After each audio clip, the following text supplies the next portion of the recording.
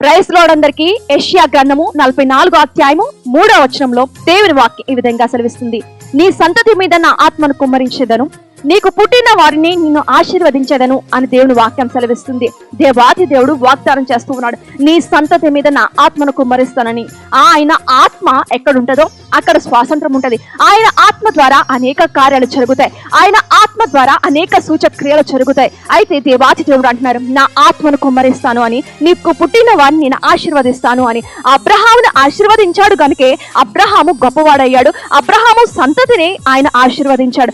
మనల్ని కూడా, మన యొక్క పుట్టిన వారిని, మన తరములను, మన సంతతిని దేవాది దేవుడు ఆత్మతో నింపుతానని వాగ్దానం చేస్తూ ఉన్నాడు. ఆశీర్వదిస్తానని వాగ్దానం చేస్తున్నాడు. కనుక ఆ ఆశీర్వాదానికి అర్హులముగా, పొందుకున్న వారముగా ఆ ఆశీర్వాదాన్ని అనుభవిస్తూ కడ వరకు దేవునికి కృతజ్ఞులమై మనము దేవునికి ఎల్లప్పుడూ కృతజ్ఞతాస్తులు చెల్లించే వారముగా ఉందుముగాక. ఆమేన్.